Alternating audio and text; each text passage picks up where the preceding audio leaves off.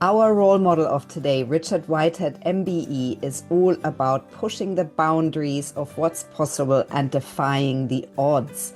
Richard, you're a double Paralympic gold medalist, a marathon runner, a diversity inclusion champion, and motivational speaker. You've run 100 marathons. You set up the Richard Whitehead Foundation to enable disabled people's ambitions through sport, and you have a series on Amazon Prime called Dare to Defy. Richard, thank you for being with me. Thank you for leading by example on WeCan. Talk to us about running 100 marathons. How in the Crazy, world? right? It's crazy, Crazy. yeah. I mean, I feel deeply uncomfortable just thinking about it. I think for me, it all started with um, probably because of my disability Yeah. and people saying to me that obviously a person with a disability, again, from an able-bodied perspective, is it's going to be tough, whatever you do in life, and whether it's making relationships, holding down employment, getting education. And when I was growing up, having these challenging obstacles in my life really did kind of set a tone of me breaking down those obstacles, barriers, and then setting a real tone for my life. And my parents were very supportive with that as well. And running was born out of that I'd always wanted to run and never had the technology or platform to be able to. But then through other sporting endeavours like swimming and gymnastics and other kind of opportunities to compete, I always wanted to run. And I seen my fellow classmates and friends like running around. I had prosthetics that were very much heavy and Mm. stopped my activity. And then to be able to go actually in 2004, when I kind of really made that focus to kind of actually, I want to run, inspired by Terry Fox. Yeah. And I kind of saw how he kind of overcame his disability through perception. And that was really kind of really a driving force for me. And then 2004, I started my journey with New York City Marathon, and that was for a charity, Macmillan Cancer Relief in the UK. And then it just went from there, really. I think it's the hardest step is always the first one, whether you've got a Mm. disability or not.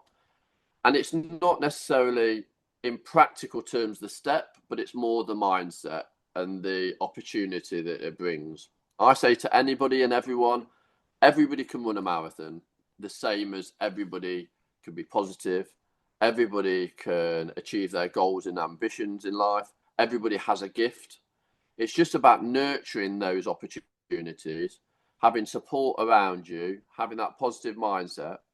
Or if you haven't got that positive mindset, having things around you that engage that positivity so that you can move forwards not only with wellness and sport for your physical health and mental health, but also for your lifestyle and community. Yeah. Richard, so tell us a little bit about those main learnings that you have from really pushing yourself to Wow. defying the odds and for leading with your disability, because you lead with your disability, but you also give space for people with other disabilities and often also unseen disabilities. Yeah, it's I think it's really important around representation. Like you say, there's so many people out there that have challenges, obstacles in their life that aren't Mm, represented, and hidden disabilities are one of them. I think also those individuals that have got challenges and obstacles with intersectionality. So if you're a woman that has a disability that's also LGBTQ plus and from the BME community, I yeah. think those individuals really do struggle for those safe spaces for physical activity. So I really do champion organisations to create those opportunities for those individuals. I think for me, I think having a real strong mission, which is Yeah. so important, and then when you have those challenges and obstacles, always think it's a platform for what's next. And that's why I always say within a marathon terms, the 27th mile is the most important. Mm. And for me, that's always been kind of giving my all, showing that anything's possible, which I do believe is the case.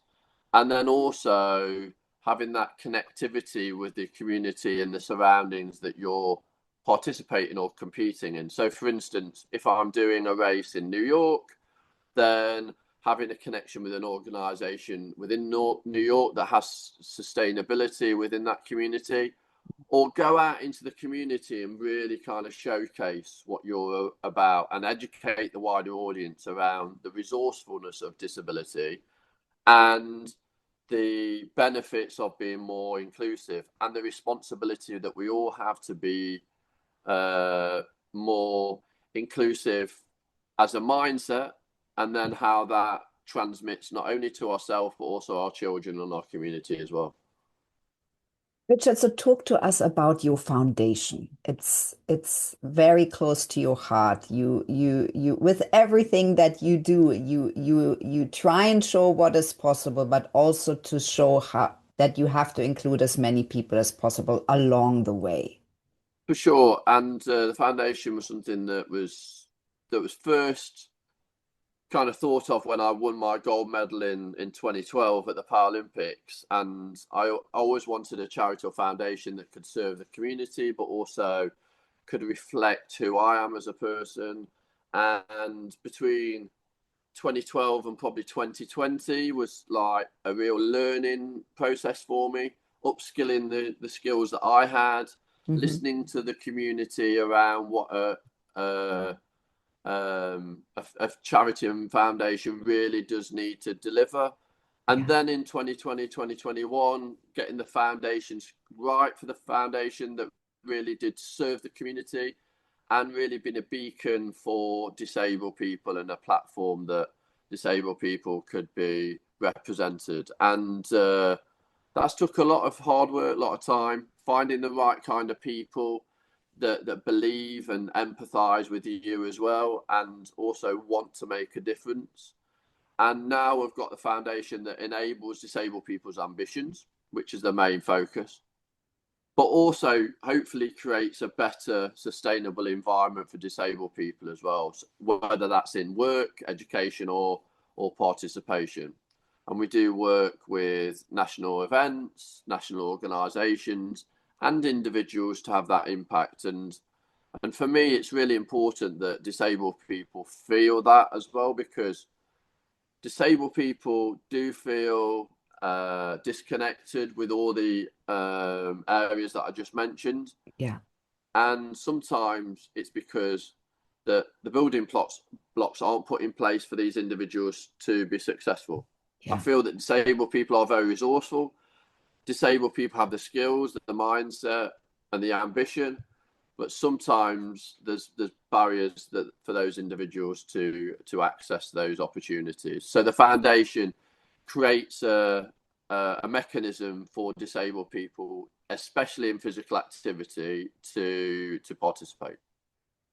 Which was sort of the thing that you chose for your life to show that your disability isn't holding you back. Richard, I would love to understand, what is it like to be a disabled person in an able-bodied world? Wow, yes, that's a big question, and I think as a disabled person, there's so many barriers for disabled people, and those barriers are in some cases not tangible, and because of that, it's hard to magnify the real impact on disabled people's mental health as well as physical health. And for me, we look at barriers as like ramps for accessibility.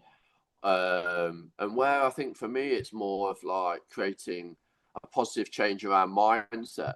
And a lot of that is education, educating young people about that, even though there's lots of differences with young people and older people with disabilities, that doesn't mean that everybody doesn't deserve the same kind of platform. Yeah.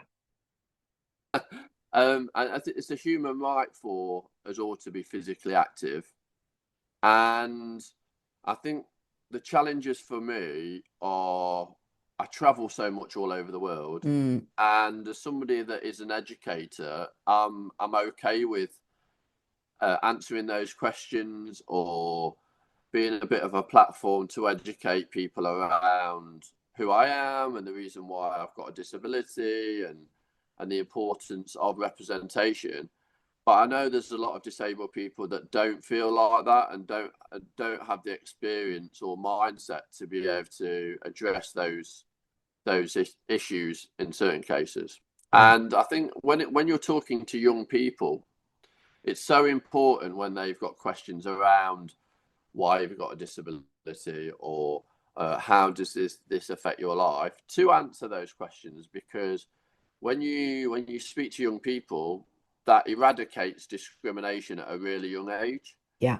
But when I think then about employability or accessibility of events or entertainment or sport, there's still so many barriers for people with disabilities, and that's why so many people with disabilities are inactive. Yeah. And when I do talk to conferences, business conferences, about disabled people, I do say that in the world there's 2 billion people that have a disability. Amazing. Why Yeah. wouldn't you service those 2 billion people? Because that's a financial resource that can have a massive impact on your business and brand. And that's why it's really important that now organizations and businesses actually do serve the disability community. Yeah.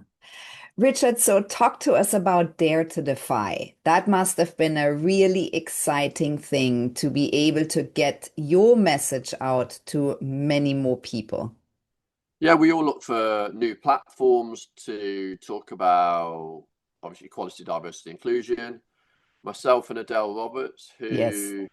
who herself is from the LGBTQ plus community and BME community, and recently overcome cancer and is a stoma wearer. Yeah. So myself and her having the conversations around ED&R was really important. And then that we could have an impact on the community moving forwards by offering this fully inclusive experience. And I think it also challenged us in kind of going back to our kind of youth and our childhood and looking at how things have maybe changed for the better, but also that there's still a really long way to go. And it was a great opportunity to be honest and transparent about my own circumstance with disability, and then also realise that maybe a lot of my trauma that I have as a disabled person is through lived experience. And that maybe when I was younger that I felt that my disability was holding me back because of other people's perceptions. So it was really interesting. Yeah. Yeah. Richard, so do you feel that you've gone down the sports route because when you feel strong physically, you will get more mental resilience and more emotional resilience and that strength transpires from the body into the mind and the emotional system? Maybe, and I think it creates confidence in other Yeah. areas of your life. Yeah. I think sport and the power of sport and success in sport definitely gives you that confidence moving forward. I'm just not sure that without having the support networks around disabled people, that there's still the opportunities for individuals to go on a similar path as myself. And that's why I really fear that not enough people are doing enough work in the disability community to be advocates and allies for people that are less fortunate than ourselves. And I talk continually to different areas of the disability community, whether that's sensory learning, physical disabilities, as well as the hidden disabilities that I was talking about before. Yeah.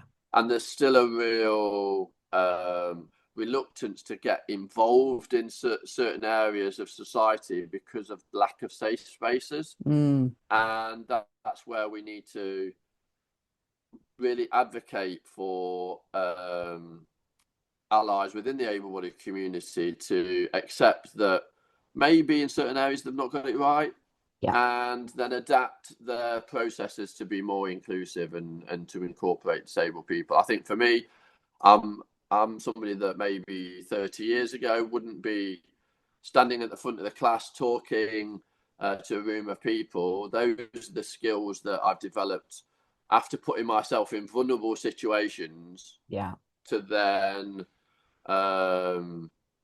be the person I am today. And sport's been part of that, clearly. I think the interesting thing about disabled people is whether you like it or not, you're put in that vulnerable situation. Where with the able-bodied community, it's like, you can hide it. I'm challenging myself and I'm putting myself into an uncomfortable situation. Where disabled people are in that uncomfortable situation 24 hours a day.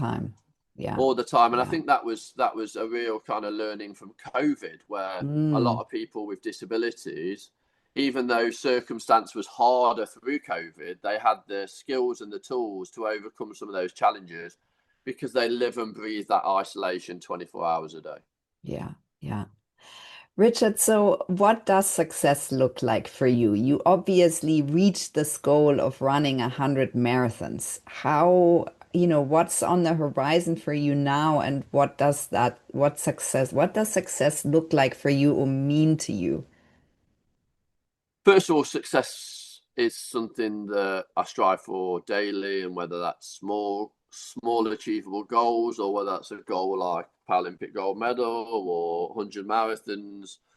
I think it's about having personal goals and aspirations and ambitions.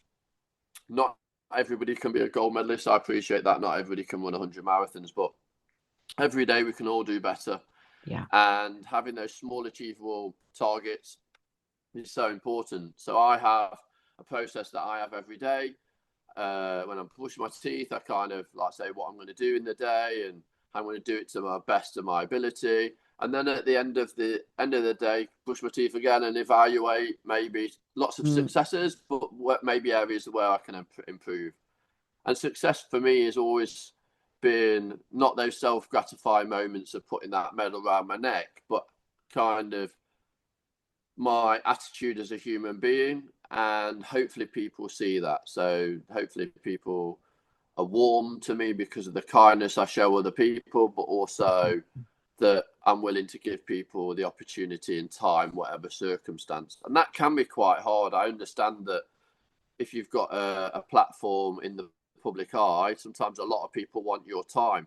But it's really important that whatever circumstance you are within life, that you're amenable to the public.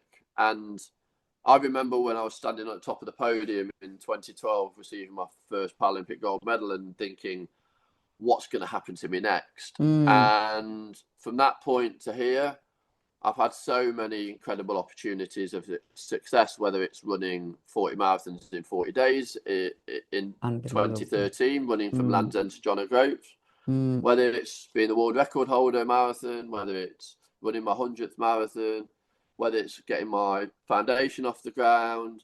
But I think the most important thing is being able to transform people's life through that work. And when you're able to look in a child's eyes and actually give them hope and aspiration, and then really follow that through and change their outlook on life, that's what success looks like for me. The ability to change people's perception from a hopeless perception that without any real substance, to then give them the tools to be as fruitful as they can be. I think it's really powerful. Yeah, it's very powerful, Richard. And so tell us a bit about your plans and goals. What is really important for you now? Oh, wow. I've just finished my 100 marathon, so a little bit of rest for sure. And recharge the batteries. I think, again, you need to understand that it's not only as you gain experience and gauge age that you need to respond to that with recovery, but also because of my disability, there's maybe other challenges that I need to kind of make sure I give it a little bit more time in those areas as well. Mm. Things like making sure that my prosthetics are fit for purpose Yeah. and maintained, and all those kind of things that maybe when you're in the the thick of a big challenge that you don't actually do. And I always like to kind of reflect a lot on my learnings from every big challenge that I Mm. do, and not jump into the next challenge too quickly. So that's what I'll definitely do, some self-reflection. I'll be talking to my team about maybe other areas that are a possibility for me to work in. Yeah. And then, yeah, I never retire. People say for the last 20 years, when are you retiring? So I think retirement happens, and then you kind of shut up shop and everything kind of just relaxes, and you lose purpose. And I Yeah. think what I'd like to do is I'd like to always have an impact on people through the power of sport, Yeah. and obviously celebrating that with the Paralympics is fantastic once every 4 years. Yeah. But people with disabilities or have the disability for 365 days a year. Yeah. So that's when you need to really have that responsibility. I enjoy what I do. I'm passionate about what I do. And when I next have a big challenge, I'm sure I'll let everybody know. But I think for me, it's being thankful and proud, and as something that I'm I'm glad that I've had parents that have really showed me that those are really important, because the self-gratifying moments are fantastic for 10 minutes, but after that you realize that there's a bigger importance with success. And when we have success, it's great to share that success with our wider team. Yeah. It's great to empower your wider team through success, and hopefully with every success you're learning how important it is to adapt through failure as well. And I've done that in my career. Yeah. Richard, so what takeaways would you like our listeners to have from your story if you just had to sum it up? Yeah, I would say probably two or three. One would be, first, you need to believe to achieve that it's possible in life. I think that's really important. You need to have a mission and a vision for your life. Be your own cheerleader. I think that's something that maybe in the past that I wasn't, and until I learned that if you're your own cheerleader, you empower the people to cheerlead for you. Mm. I think also everybody's got a gift and a talent, and a lot of people think that my talent's running. Well, I probably think it's a bit wider than that, and the ability to be able to communicate with a wider audience is probably my talent.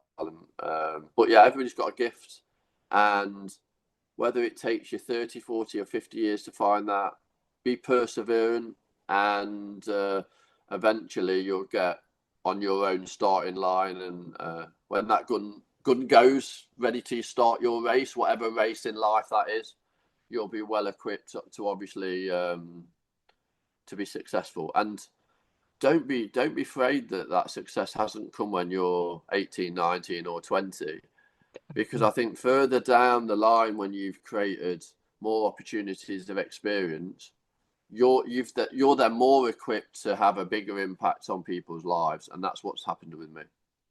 Richard, I'm so grateful for you to be with Anytime. me. I'm so grateful for all the work that you do for showing Thank you people for your that support, anything is possible. I think that's very important for the disabled community, but for equally sure. important in the able-bodied community for finding advocates and allies and for continuing your work. And we're so inspired by you. Thank you so much. Thank you.